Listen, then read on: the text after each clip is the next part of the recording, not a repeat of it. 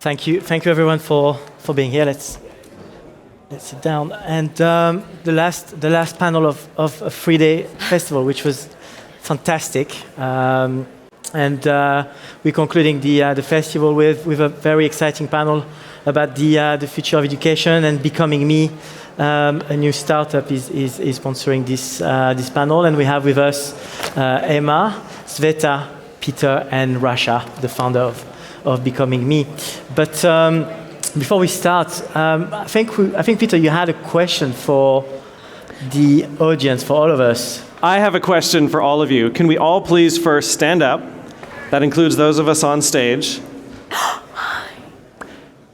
We got to get moving, right? This is 5:30 in the evening. So think for a moment about how many years you've spent in school or formal education, from when you started in reception or kindergarten or whatever, all the way on through any university or other training you may have had. About how many years? Wow. Okay.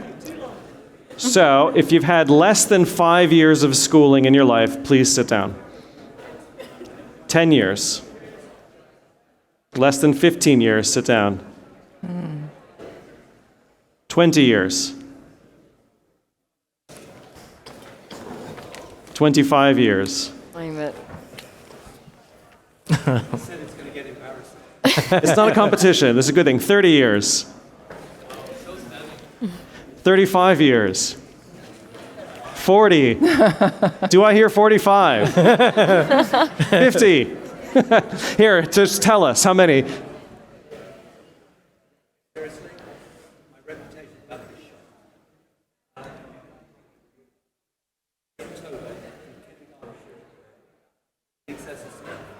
In excess of 65 years. Truly a lifelong learner. That's amazing. Thanks so much. Please sit down. The point is simply to recognize how much of our lives we've spent in education. And we're only talking about formal schooling here, right? Not the books we read and the podcasts we listen to and the stuff we learn in places like this. But it's a massive investment of our lives and massive investments in us to get where we are today. You multiply that times billion, and it just shows you the scale of the issue. And I think that's a really nice way of setting the stage for what we're confronting. So thank you. Fabio, back over to you. Thank you. Yes, so really want to pick up on the state of education today, and coming out of the pandemic, which has done a lot of damage to education and students, universities, to the youth. And I think we're facing a reality as the dust settles that 400 million children and youth are out of school today. And again, this panel was organized by Becoming Me, which is an EdTech platform, and which is trying to address some of those challenges. So we wanted to spark a conversation, Rasha, and I think the key question is how can we equip millions of young people around the world with the skills, the knowledge, and the attitude.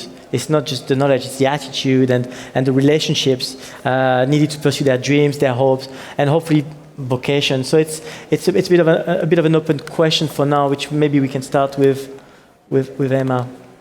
So thank you, Fabio.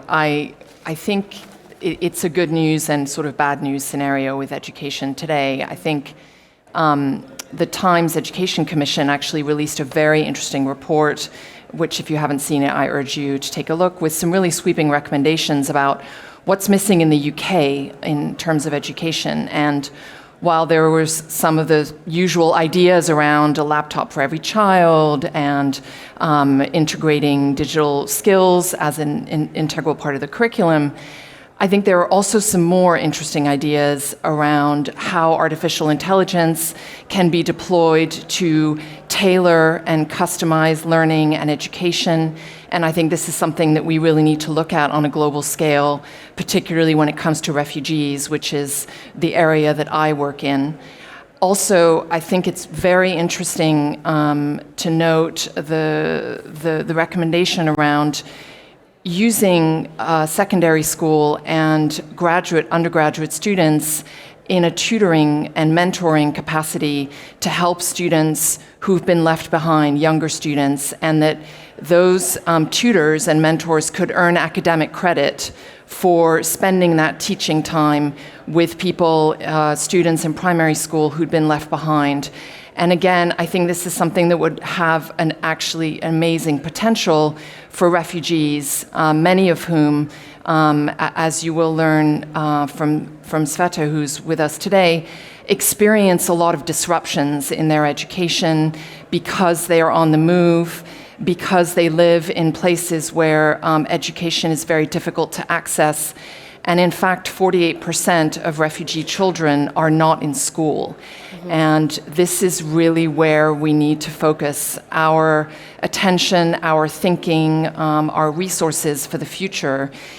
Just to break that down a bit, about 2/3 or 68% of refugee children are in primary school, but by the time you get to secondary, that drops down to 34%. And in terms of tertiary education, 5% of refugee children in that age group are able to go into tertiary education. And UNHCR is engaged in a campaign at the moment to try to bring that number from 5% to 15%. So through university scholarships and by working with partners to try to really elevate how many students are able to access university education. But as I said, in terms of scale, the real challenge is around the 48% of refugee children and those who drop out of primary and secondary education. Thank you, Emma. Perhaps you could tell us a bit more about what you do and perhaps do a round of introductions as well before I come back to the questions.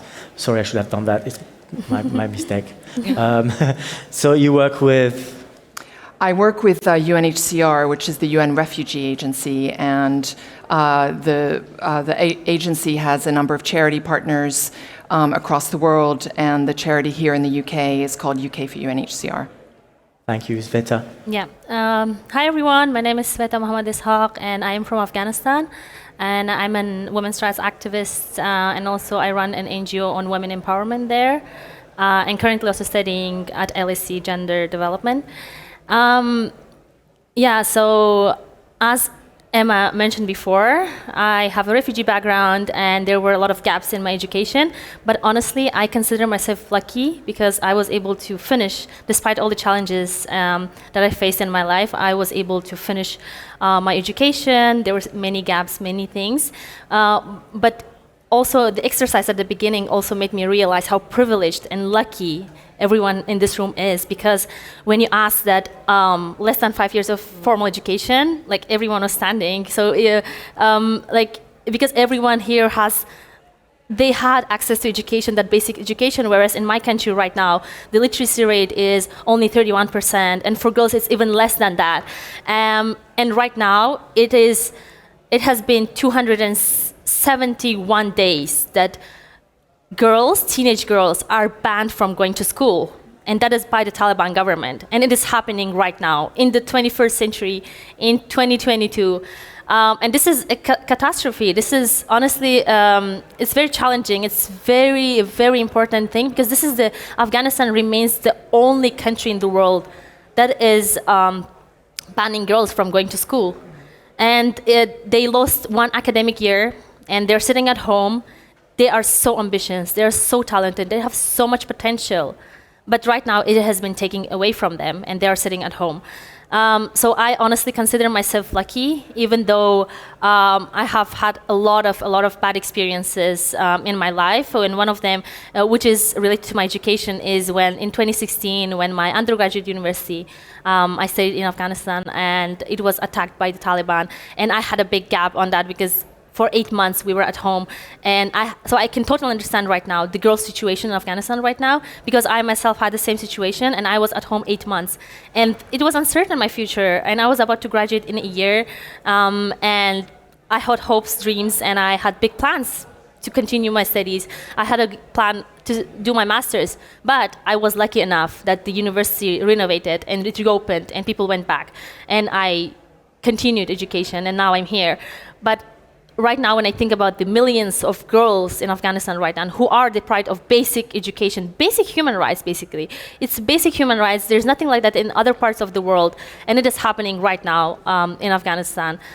So we should not, I honestly want to give this message of we should not forget Afghanistan, and the media is switching its focus from Afghanistan and doing covering other news. I feel like this is such an important topic about the girls' education. Thank you very much. And Peter, can you tell us who you are, what you do, and perhaps rebound on some of those common issues in specific territories like Afghanistan, and potentially open on issues for countries like. Sure. Hi again. Peter Drobac. I run the Skoll Center for Social Entrepreneurship at Saïd Business School at the University of Oxford, and founded the University of Global Health Equity in Rwanda previous to that. So I think that just to build on these comments, obviously we saw some acceleration of some good trends in education during the pandemic and a lot of problems, right? In like every system, when inequity is baked into the system, when you have a shock or a crisis, those who get hurt the most are those who are already left behind. And I think we've definitely seen that. So when I sort of think about where we go, the status quo is not working, or at least it's not working for a lot of us around the world. We have to recognize that. It's worth just thinking about how little education has changed in the last 50 to 100 years, at least in a lot of the world, right? It's still fairly traditional. It's kids lining up in the classroom. It's this unidirectional teacher as the, as the arbiter of knowledge and students as the passive vessel, etc.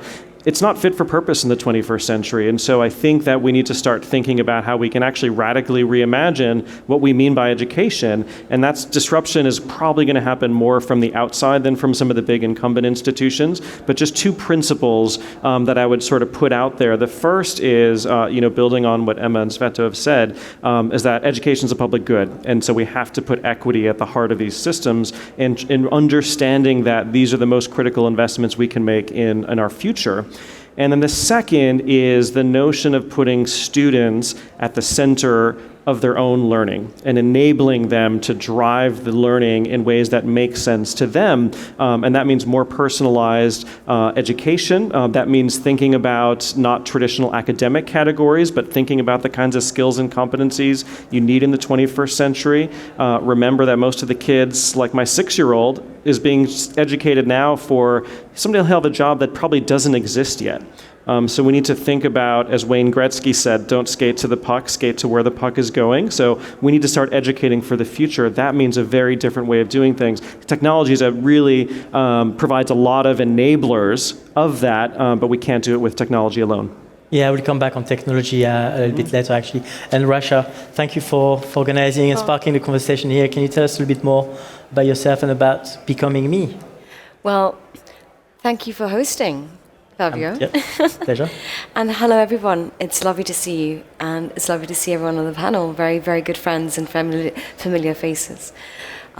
It's lovely to be closing today. An absolute joy and privilege, and just want to thank the whole team here at CogX. And lovely to see familiar faces in the crowd. Hello. My name is Rasha. I'm on the board at the Business School at Oxford. And I have started a couple of enterprises, one of which is called the Toucan Project. The other is called Becoming Me. And we love to support the next generation leaders of the future. So we're talking, you're seeing one of the best in the room here, Sveto. And Emma and I, we went recently to Beirut, to Jordan, to see a whole country's worth of extraordinary students who need to have our support.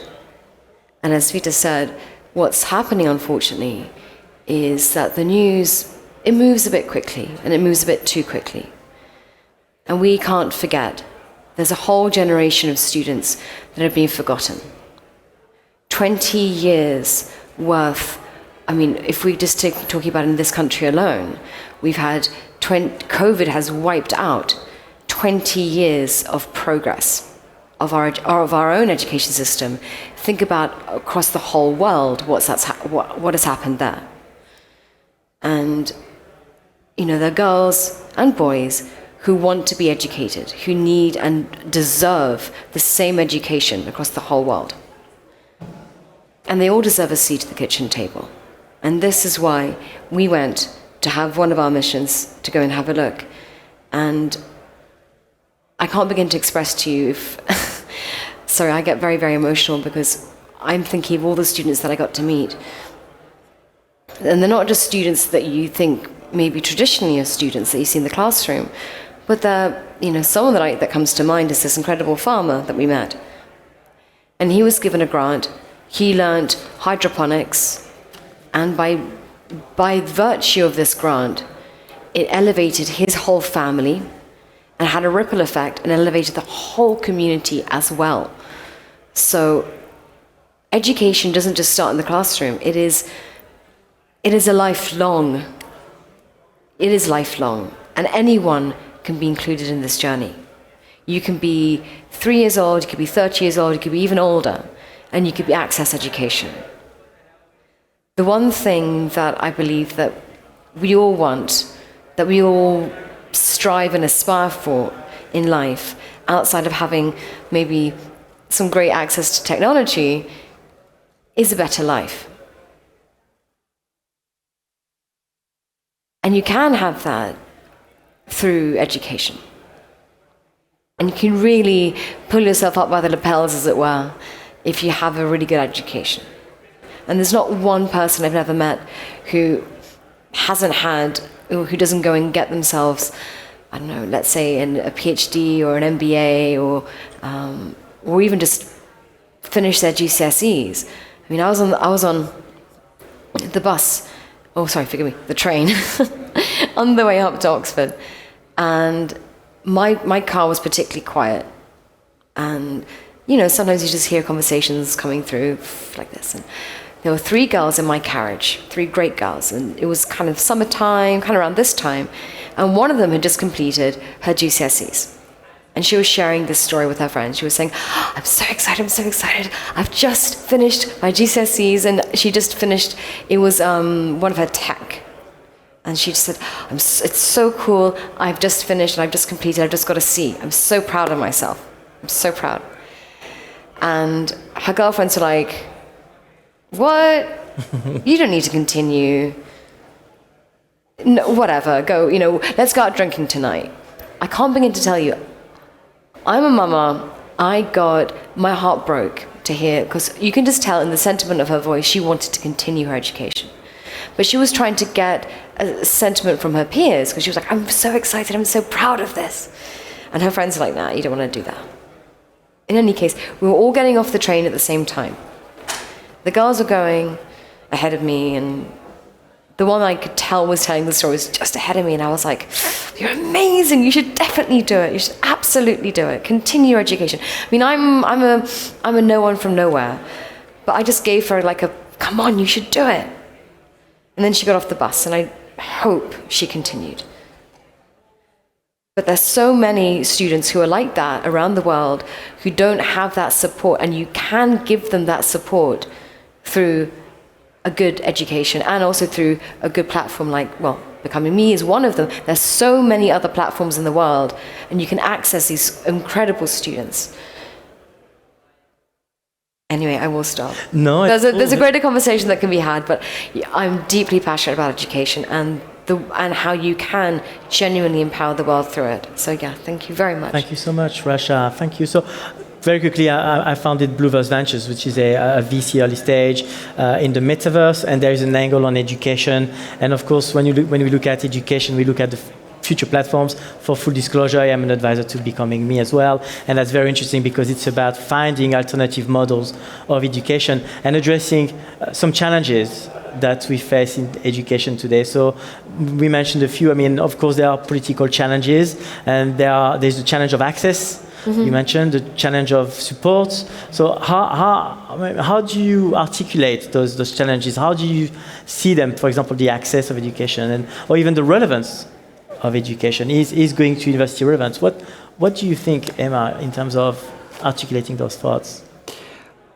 I agree that the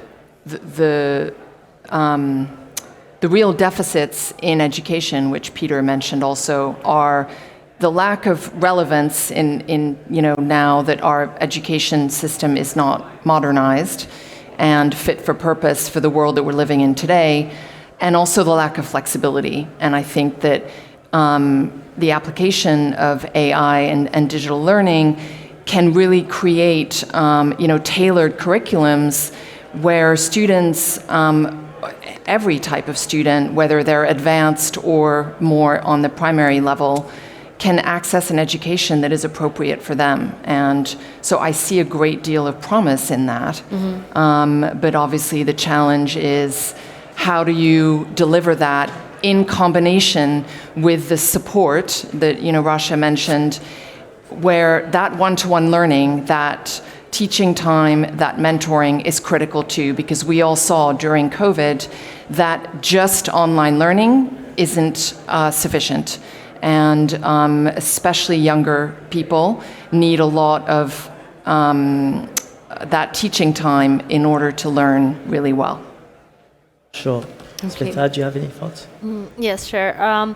So in the context of Afghanistan, there's so many problems, like so many challenges in terms of education. The first one that I mentioned before is the ban of school, obviously, of girls. But there are so many other challenges like cultural constraints, or infrastructure. I feel like in the conflict zones, in general, like it's difficult to have access to formal education, and there's always, you don't even think about the quality of education. You just want to go to study, but even that is not available. Like you don't have a school in that area because it was bombed by the terrorists.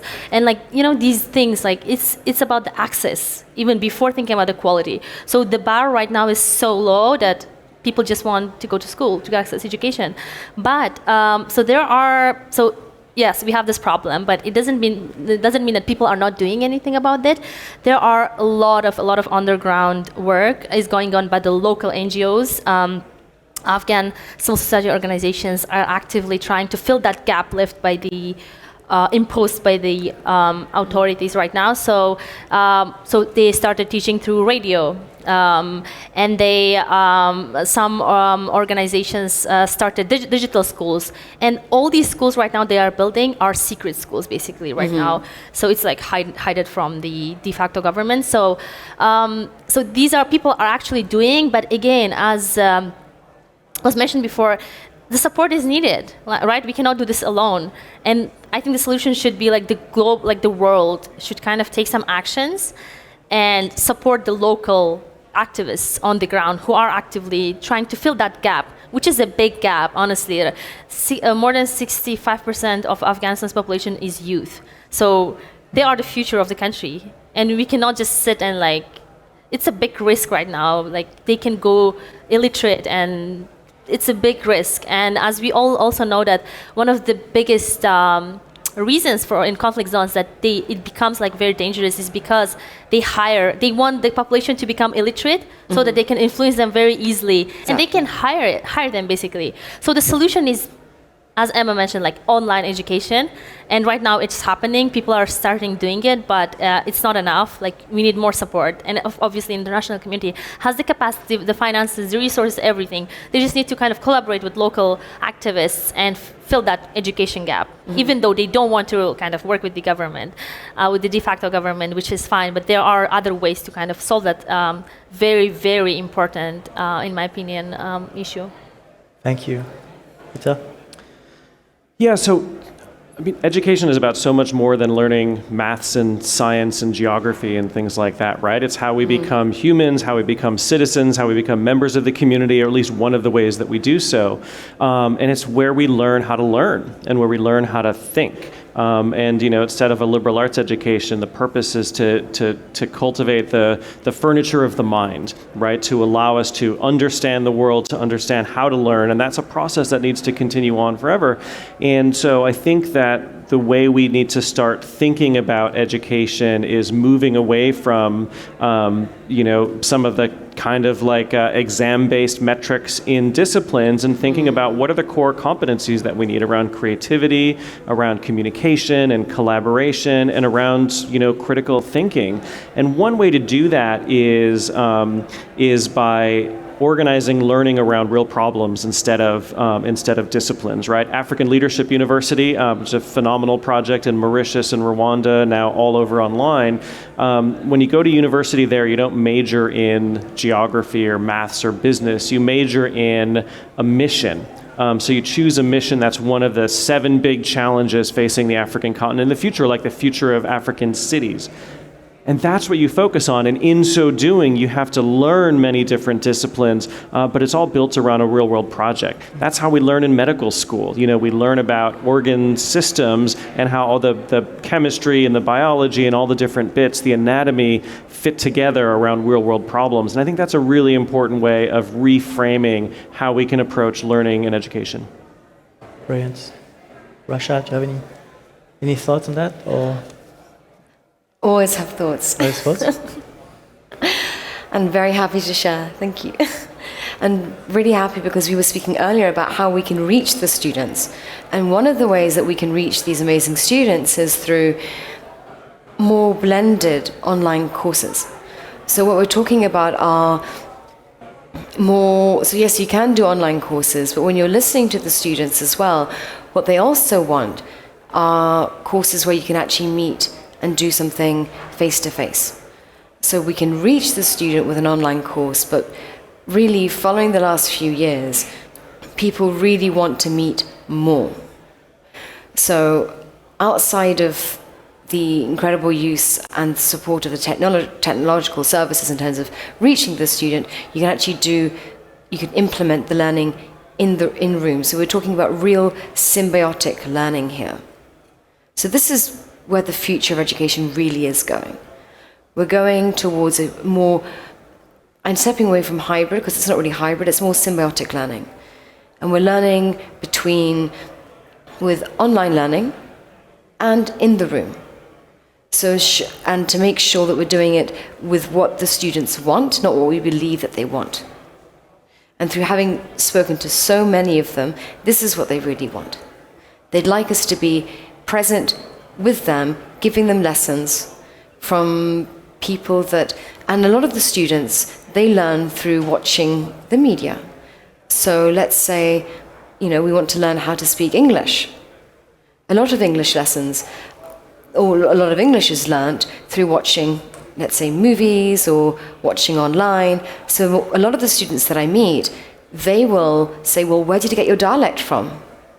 Where's that from, right? Exactly. And they'll go, what's that dialect? So a lot of the students, or a lot of the education that we create, they're from role models that have quite a precise dialect. And it's because that's what the students want to pick up. They want to pick up a particular type of dialect. And they'll go to Oxford because they want that language. They want that Oxfordness. I can't describe it. They want to come to London because they want to pick up that Londonness, whatever that is. It's not that they don't want to go to America, they don't want to go to Australia, they'd love to go there. But there's something about the Britishness and the accent that draws them. So if we can help with English language as well, that's something else that students are really looking and craving for. So that's something that we can do a lot more support with there. Yes. A couple of points. We talked about access, and there's also the in media entertainment. We say that either you're working or you're consuming content, you're entertaining yourself, and there's a competition for those hours of work, the balanced work and entertainment. So, do you think with platforms like Masterclass, TikTok, and Instagram, and when the youth can access educators, do you think there's a competition there? Do you think there is an urgency for the educator to be relevant within an educational platform, be it university or Peter? I see you nodding. Yeah. Do you have any thoughts on that, or? Yeah, so I think the answer is yes. And having kids who I'm trying to teach how to be good consumers of content and move towards the stuff that's generative as opposed to mind-numbing. There's a fine edge there. But look, I think to pick up on Rasha's point about blended education being the future, I think that's right. And we've seen a lot, especially over the last couple of years, of online learning that is gamified, that's made fun, that's bite-sized, that get kids excited about it, works really well. And actually, online learning, there's research that shows that kids actually learn faster or can learn, right, in the right environment with the right technology, et cetera, because they can speed up where they need to, they can double back where they need to, and they can drive things a little bit. And so I think all of those things are incredibly, incredibly important, and it has, sort of huge power. And then when you're able to bring it in to the classroom again, when we built University of Global Health Equity, we created a big campus from scratch, and we didn't build a single lecture theater. And the idea was that every time anyone's in a classroom, they're going to be thinking, learning, arguing, digging into a problem, et cetera. They do their homework before they come into class, and they watch the videos and do the stuff. And then it's really about engaging and learning from one another. And so everything are flexible spaces meant for co-creation, laboratories, et cetera. And so I think those two things really fit together. But absolutely, think about the way anyone who's got little kids, they can recite thousands of facts about Pokemon or whatever it is that they're into. Like, you get a kid interested, and their potential to learn is massive. And I think we have to embrace and harness that. Absolutely. Emma, I see you nodding as well. Do you have? Well, I think this point around sort of the being able to accelerate learning is very relevant for refugees who may have had a disrupted education. And so if they are able to access a digital classroom where they can have a tailored learning experience, where they can advance in the curriculum at their own pace, and maybe it's a faster pace because, as you say, it can be accelerated with the digital component, rather than being in a classroom where you're waiting for everyone to be on the same level. I think that could be really incredibly significant, and UNHCR has been piloting this through something called the Instant Network of Schools. And so in a handful of countries in Africa, we've converted classrooms into basically multimedia centers, and there students have that internet connectivity, that ability to learn online on a computer, on a tablet, and at the same time their teacher is getting digital curriculum and training through that. And this is something that at the moment we've managed to reach about 140,000 students, and about 1,600 teachers are involved. We really want to scale that up, so we'd like that to be 500,000 by 2025. But I think, again, when you're thinking about the millions of refugee children who are out of education or whose education is interrupted or disrupted, that that digital classroom has the potential to really deliver change and education for refugees at a really, really big scale. Sveta, do you have any comments? Yes. So on the topic of online education, so we are also working on some. So, for example, as you mentioned before, about the skills. So it's not only about education, but also skills. So I see it very relevant in other contexts as well. So, for example, teaching things like agricultural skills, or I don't know, something that will kind of they will turn it into employment. For example, even technological things like coding. So, for example, we have, many people don't know, but we have coding schools in Afghanistan.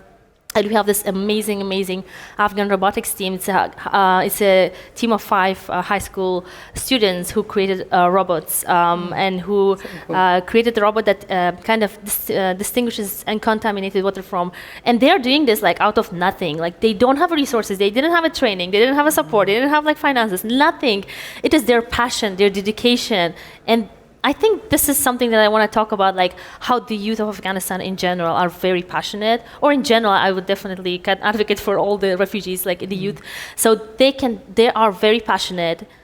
All they need is support, and just because even without the support, this robotics team, they started from Afghanistan and they're competing on international levels and winning awards. So that is one of many examples that we have in Afghanistan who are very passionate and who see the technology as the future. And I honestly see the technology, we can leverage that technology and help the people.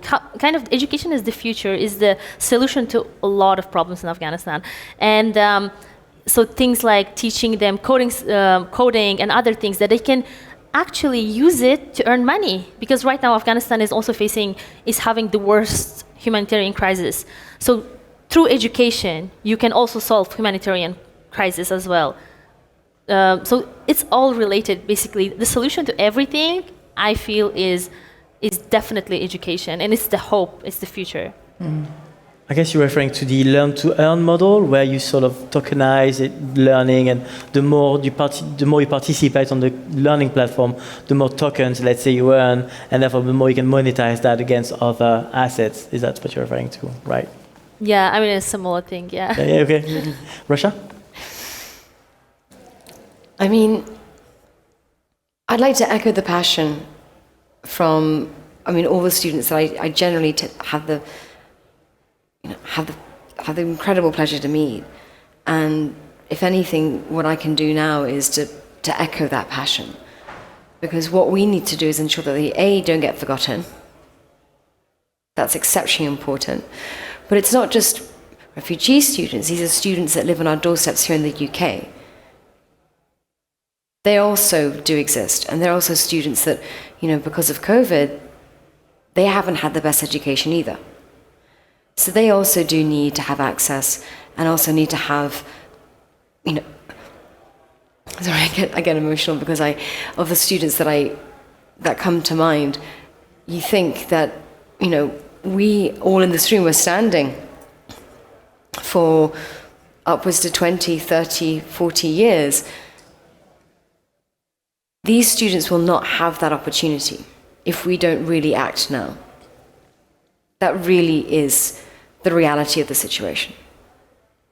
So we need to think about, thankfully there's solutions today that we can implement, that are being implemented, that are reaching these students. But if we don't continue, we don't ensure that this is the case, we will have a generation of lost souls. So we need to ensure, yes sir, please. Oh, very. Do you want to ask the question? We have time for questions, but please, let's have it. Yeah. Thank you. Just to add some context here, may I just say, young lady, you and I need to be best friends, but I'll explain what that means in a second. Just to add some context, I used to work for a little company called Apple. My team at Apple put 10 billion downloads onto the podcasting portal. I'm now working on education radio, and I think that's very interesting. I'm collaborating or building collaboration with telco companies. And why? Because a telco company has a digital identity, and if you've got a digital identity, you can personalize the conversation.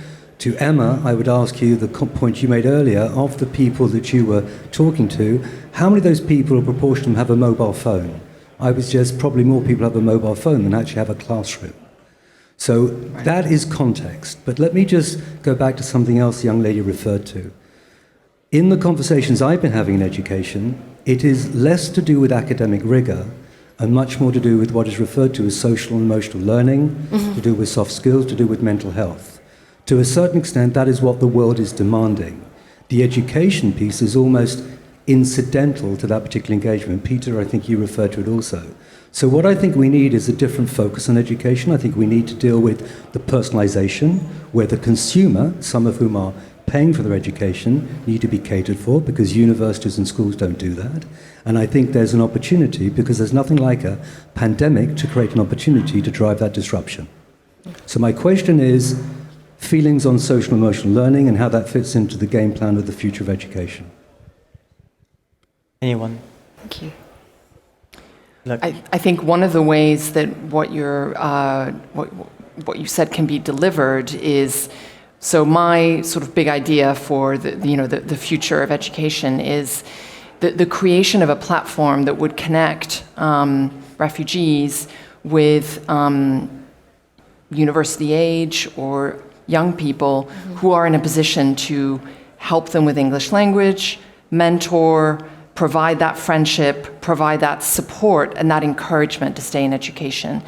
And I can't tell you, many of the students that the refugee students, Syrian refugees, that Rasha and I met in Amman and Beirut, the amount that they'd have to fight to stay in education, the challenges to them, the socioeconomic pressures for them to begin working, the difficulties of getting to school, obviously in a conflict zone. And in Lebanon at the moment, there's a massive economic crisis, and the Lebanese university is essentially shutting down because they don't have money to pay their energy bills, which means the classrooms are not open. The teachers are striking because their salaries are not, meeting their living expenses. And yet the students that we met with are carrying on and finding ways through online learning and other. So I think supporting that and having that mentor, that friend who can help you with the mental health and that really provide the kind of encouragement that Rasha provided to that young person she heard speaking on the train with her friends. For me, also, then for young people here, we live in a society where we have a lot of privilege, and that opportunity to connect with someone who's on the other side of the world and who's had a very different life. It's, again, we live in a world where diversity, inclusion, that's in the workplace, it's in our society, and we need to do everything we can to, to build that. And I think that is one way for when people say, I want to do something, I want to volunteer, and young people are looking for ways to gain experience and gain life skills, that having that kind of relationship with a refugee and being involved in helping them and supporting them would be really powerful and meaningful. Anyone wants to comment on that? Or good? Sorry? Oh, yeah. I could build on it just briefly. I appreciate that, and I absolutely agree. Again, that education is about so much more than learning skills or setting people up for future jobs. It's also about, helping to cultivate productive members of society. And so the socialization, the community building, the emotional learning as well, obviously with the mental health crisis we have now more than ever, it also highlights, I think, both the opportunities and the risks with technology and technology-enabled learning, and using these amazing assets and the phones that so many of us have, I think can provide a lot. But we know that we're hardwired to need one another as well, and that has to be a part of education. So, to me, part of the future of education could look like, classrooms still exist, but they're different kinds of things. Universities, if you look at universities, 27% of the space in universities is used at any given time on average. So there's a ton of wasted space, there's a ton of wasted money. It's one of the reasons that education is so expensive. So imagine if classrooms became hubs of learning rather than sort of temples of learning, and teachers became not the sole arbiters of knowledge, but became orchestrators and navigators and kind of meddlers, and those classrooms were open to the community as well. That can enable all different kinds of learning. It can allow us to value different kinds of knowledge, lived experience, practiced experience, along with the kind of traditional learned experience in the classroom, and that can be a catalyst on which we can build all of these amazing sort of technological opportunities for individualized learning in the metaverse, and everything else that can come from that. Sure. Sveto? Yes, I completely agree with both of you. And I wanted to add one thing about people who come from the other part of the world. It's I completed all my education in scholarships. Honestly, without scholarships, I don't know if I could study further. So I think I just emphasize that, I want to emphasize that it is so important to provide scholarships and any opportunities for any people, any person who is passionate and who has the passion, the capabilities, the talent, and is smart, but cannot pay the fee of the university or kind of go and study. So I feel this is another thing that is really important, because there's a huge talent and it's missing because they cannot get an education, basically. And so that's one point that I want to kind of emphasize. And so if you have any things, just you can look at the refugees and or the Ukrainian refugees or Afghan refugees that came here, just help them, and it will be very valuable. We have more questions. We have 1, 2, 3 questions. If the mic can go this way, thank you. We can just go along the line here. Thank you. Hi, thank you. First of all, thank you very much for all the information. I'm from Colombia, so I'm learning about the education system here in the UK, which is very different to what we see in Latin America. And my question is about teachers, because we're always talking about what students are heading to, how the education is going to change. But I want to know, how can we support teachers to actually empower students to make those changes, to think in a different way, especially in countries like Latin America or Afghanistan? What is the role of the teacher in the future of education?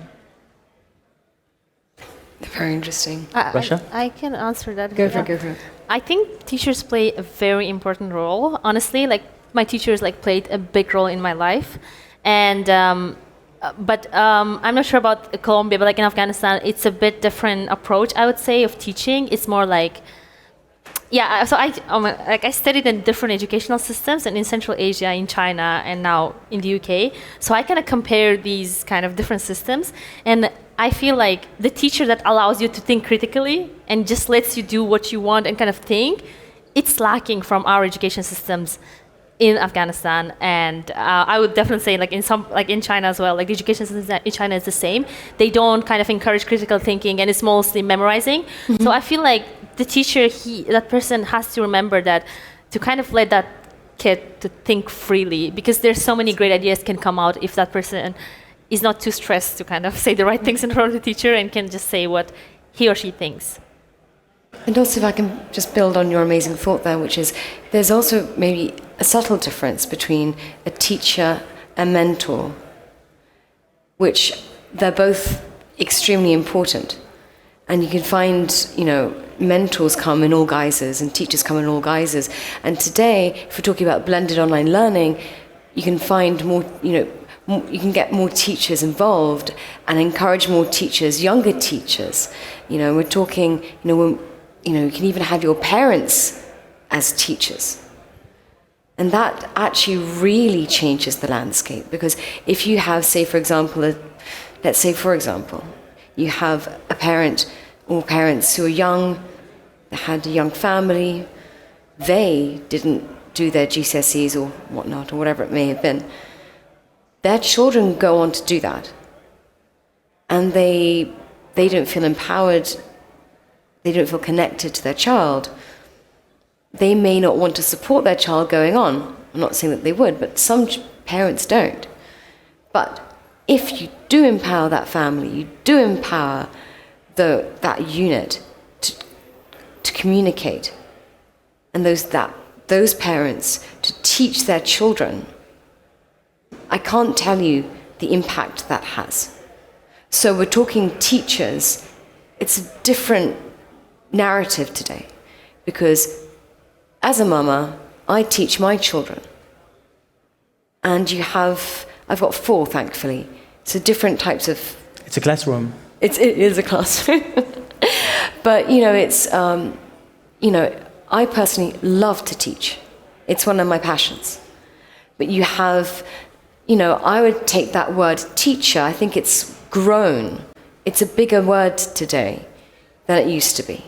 Sorry, that's just a little thought I'd probably add there, if that's okay. I'll be super brief. I know we're coming close to time. But when we were starting this new university, I spent a lot of time studying education, the latest cutting edge in pedagogy and active learning and technology, and what's wrong with higher education. And of all that stuff, the book that influenced me the most was a book called, from Latin America, Pedagogy of the Oppressed by Paulo Freire, who's a Brazilian pedagogue, scholar, etc. And he writes about education as freedom, as liberation, and actually as the role of the teacher, dissolving some of the invisible power boundaries that exist in the classroom and in society. And I think that's a really powerful way of thinking about equity in education, and also think about the role of the teacher not as the arbiter of knowledge, and it's a unidirectional thing, but the orchestrator of a conversation, of collaboration, of peer learning, and kind of a meddler and a mentor and a navigator, providing the context and then allowing students to really drive.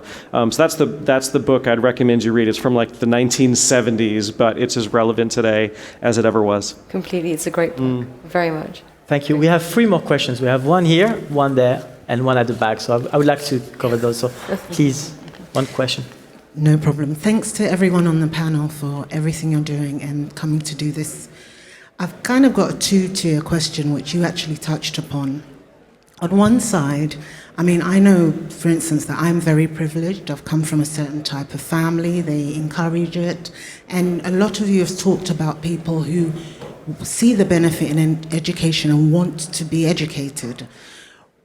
How easy is it, or difficult, to push back the attitude towards education? Because we know, for instance, that education can give you opportunities, it can help you to earn, it can also contribute to a better quality of life. It can also solve a lot of problems. But there are people, for instance, even in this country, that have gone through, for instance, the school system. I strongly believe not everyone that is a teacher should be a teacher. And they've been failed in one way or another, and it's impacted the rest of their lives. Trying to get somebody later on in life, after that phase where everyone expects in this country for you to go to school, to understand that there may be opportunities if they were to go back into education. There seem to be a lot of limits and age limits that stop people from believing that they may be able to change their circumstance. So how do you deal with that type of attitude to education? And then I'm from Africa as well. There are things that can be resolved with more education. But people have to believe that it's going to help. You know, they've got to believe that it's worth their time. How do you overcome that, you know, to actually be able to give them a resource that may be able to help change something, but they don't have the attitude to receive it? Girls? Do you want to go for it? Peter? I'm happy to start. I'm always happy to talk. So your first point or question, I would say, you know, this, I think it's a symptom of a rigid and traditional education system that's about the system, not about the student. And the idea of putting the student at the center of learning means we have to approach things and look at things in new and different ways, right? Because what you've effectively got is folks who maybe have been excluded from the system in the past or had challenges, et cetera, and it's hard to go back to secondary school when you're 30 years old, or other kinds of things, vocational training. So there are a number of barriers, not just financial, but within the system, social barriers as well. And so I think that broadening the way that we conceptualize education, individualizing it, is one part of how we can think about that differently. We have to also remember, you know, like I'm really interested in the idea of micro degrees and tokenization of education, all that kind of stuff when you think about the skills, but there's also the credentialing aspect of things which are really important as well, and especially for those who are not in as privileged positions, right? Mark Zuckerberg could drop out of Harvard, but you know, for many there is a certain amount of status credentialing which is necessary for advancement in society, for getting certain kinds of jobs, etc. So we do need to think about, as we get really creative, how our incumbent institutions might actually be barriers to the kind of progress that I think we need. On your second point, in Africa, all I would say is that, at least in my experience, I don't think that I've seen not wanting education or not understanding what the right kind of education is being a barrier. I think the barrier has been resources, supportive teachers, et cetera. It's a lot like all the years I spent building health systems, and people said, well, people are superstitious or they want to see traditional doctors. I think you put high quality education out there and there will be a tremendous hunger for it. I am being told we need to wrap up. I'm so sorry. I really enjoyed this conversation, and I know there are more questions. So, if the panelists are happy to stay and then take the questions. But thank you very much for being here. Thank you for being here, and I think we're concluding now the festival. And I see Charlie coming. Thank you so much. Thank you so much, Charlie. What a fantastic. Have we got a mic on? Yeah. What an absolutely fantastic panel to finish on. Thank you all so much. And it is just for me to say thank you for joining us here at the Leadership Summit. I hope all of you have had a brilliant time. And I hope all of you are thinking about next year already. We would love to get your feedback. We'd absolutely love to know what your high points were, and of course, anything that you think can be improved for next year. This was a great way to end. And we really want to hear what you'd like to see on the agenda for next year. So please get involved. And the last thing it says, on the app, we are launching communities, moderated communities for every single topic that has been covered here at the festival. So you can continue the conversation both with the speakers and our content partners. We have 3,000 content partners all the way through the year. And we will let you know when that goes live. But thank you all for being here. The community is everything. You guys are the community, and we can't wait to welcome you back next year.